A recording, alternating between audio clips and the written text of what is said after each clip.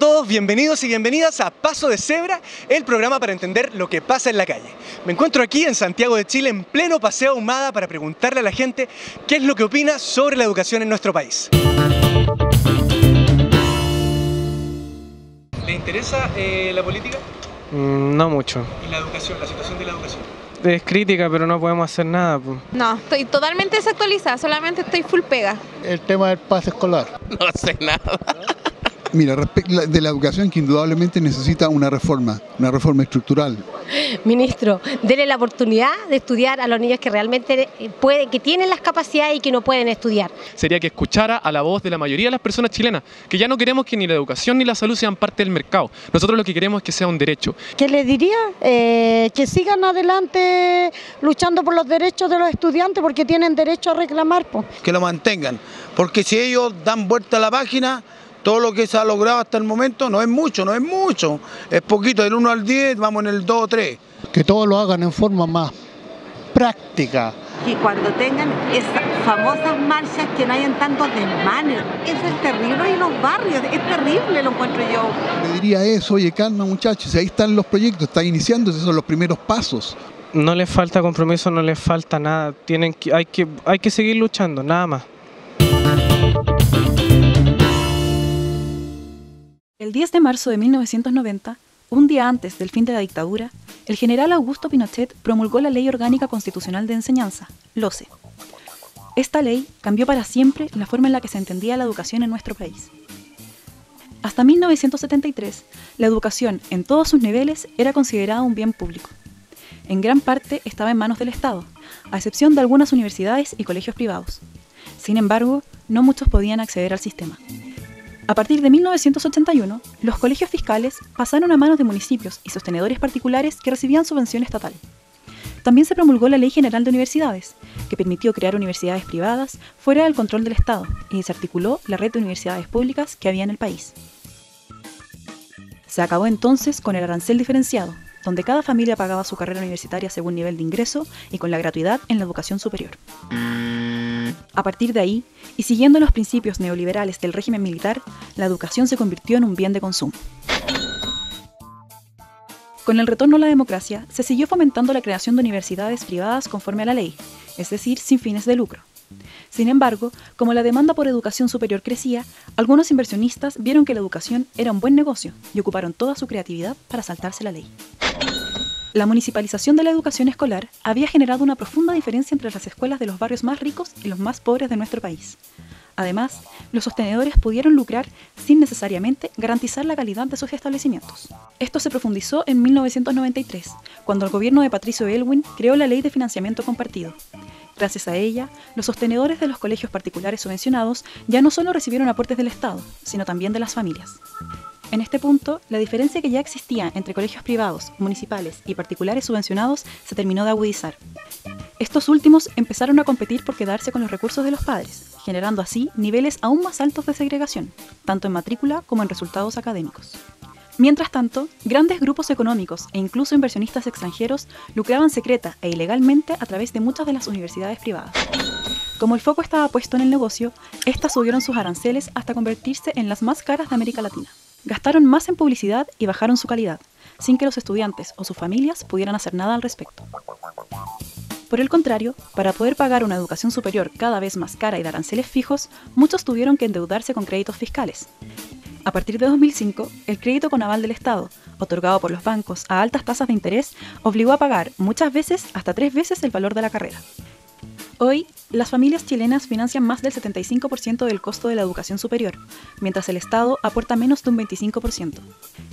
En este escenario, a las universidades públicas y privadas tradicionales no les quedó otra que integrarse también al mercado, para velar por su autofinanciamiento.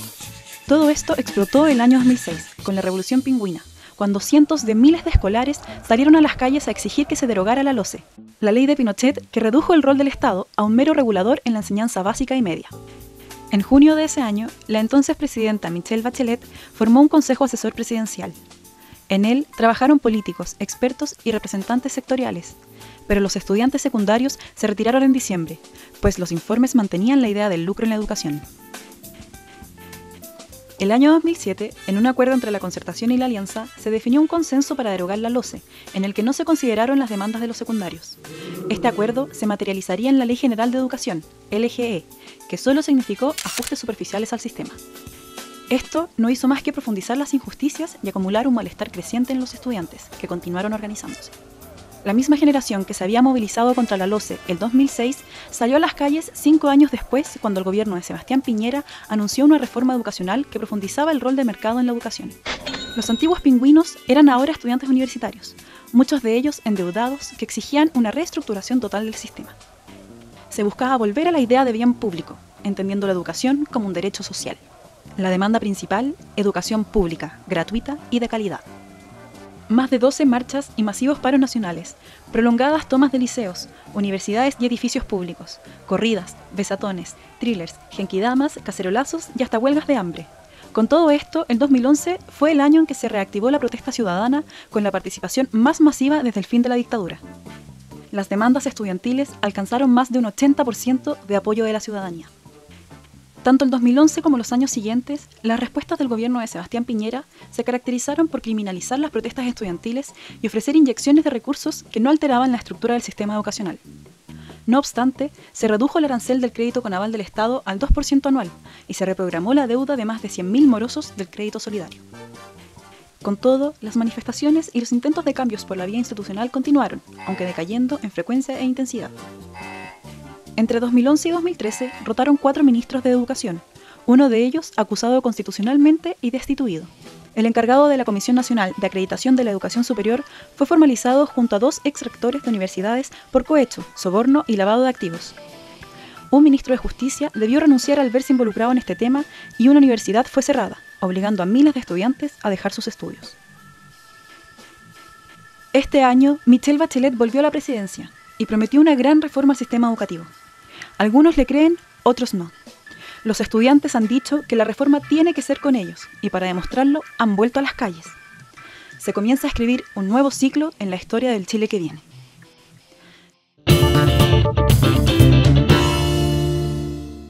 Me encuentro aquí en la Alameda Bernardo Higgins, la calle principal de Santiago de Chile, junto a miles de estudiantes que se están manifestando para exigir una reforma a la educación, para que sea pública, gratuita y de calidad.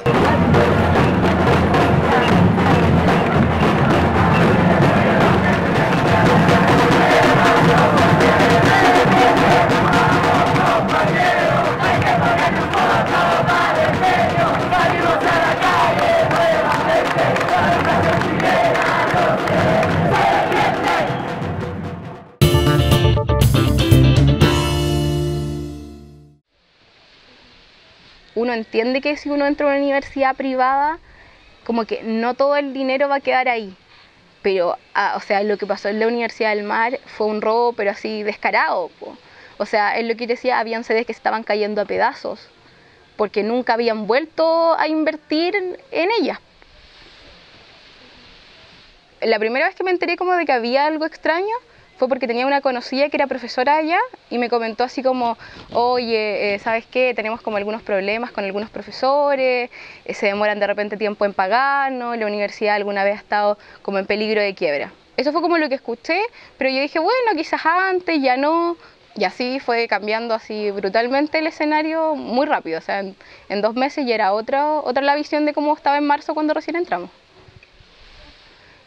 Cuando después la universidad se fue a toma, también estuve allá viviendo, pero fue poco, fue una toma de 1 o 2 meses, estuve viviendo allá en la toma y siempre mi proyecto fue terminar la carrera ahí.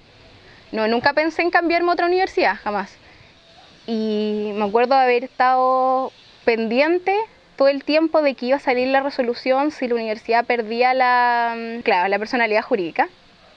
Y estábamos todos es como que hubiera estado la universidad entera atenta a eso. Me acuerdo que ese día nosotros teníamos con una compañera como 3 pruebas en el mismo día, entonces imposible estar pensando como en eso y en otras cosas. Me acuerdo que fuimos como a la sala de federación y sale uno de los chicos y nos dice así como acaba de salir, la universidad perdió las personalidades jurídicas. Y como que ahí como que yo siento que quedé helada. O sea, ¿cómo le pedí, por ejemplo, a muchos alumnos que se quedaran? Si tú sabías que salir de una universidad acreditada y una que no no era lo mismo. O sea, sabéis que después no te va a costar 20 veces más encontrar trabajo, por ejemplo. Que en ese momento como que yo por lo menos me di cuenta como que tenía que tener una opción B o un plan B. Y viendo como el gobierno desentendido de todo, pues. Como bueno, esta universidad se tiene que cerrar porque esta universidad no cumple como con la calidad que nosotros esperamos, tiene problemas financieros y jamás poniéndose en el plano de que quedaban miles de estudiantes sin universidad, pues. Yo escuchaba en algún momento al ministro el año pasado, antes de que los alumnos dieran la PSU, así como a principio de diciembre, diciendo, bueno, con este caso de la Universidad del Mar, les pedimos a los alumnos que cuando postulen, primero se aseguren de que la universidad no tenga problemas financieros. Entonces, claro, tú ahí lo pensáis que es una estupidez de principio a fin lo que hice, porque hay personas que postulan incluso a universidades de otras regiones. Yo no voy a ir a la Universidad de Magallanes a pedir un reporte financiero para ver si es que está a punto de quebrar o no. O sea, de eso no me tengo que preocupar yo, de eso se tienen que preocupar ellos, eso es lo que uno espera. Entonces, claro, no sé si no tendrían que existir las universidades privadas, pero lo que te decía, pero que hay una fiscalización es lo mínimo que uno espera.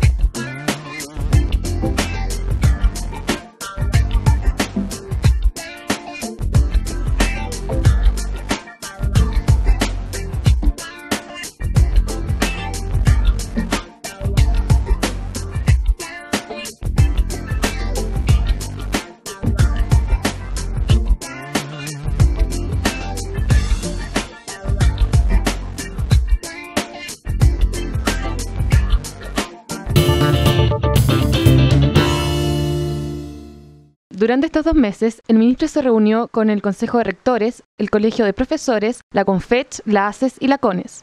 Además, tuvo reuniones con políticos de la oposición. A pesar de los revolucionarios anuncios, tanto quienes están a favor del movimiento estudiantil como quienes están en contra parecían salir satisfechos de las reuniones. Fue así como se empezó a especular sobre la imprecisión y ambigüedad de Izaguirre. El 5 de mayo, el gobierno lanzó el proyecto de ley del interventor educacional, quien debe administrar temporalmente establecimientos que tengan graves problemas para sacarlos a flote.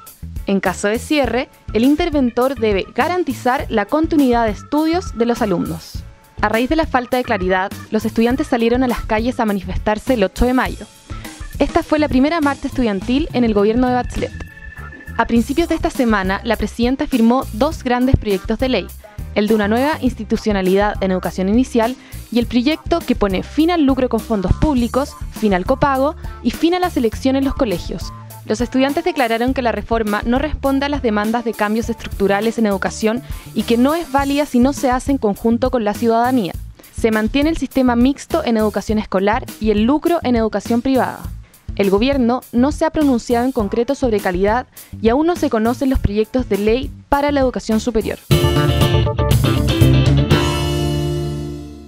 Con las nuevas reformas propuestas en el discurso del 21 de mayo de la presidenta Michelle Bachelet, se abre un nuevo escenario en el debate por la educación en Chile.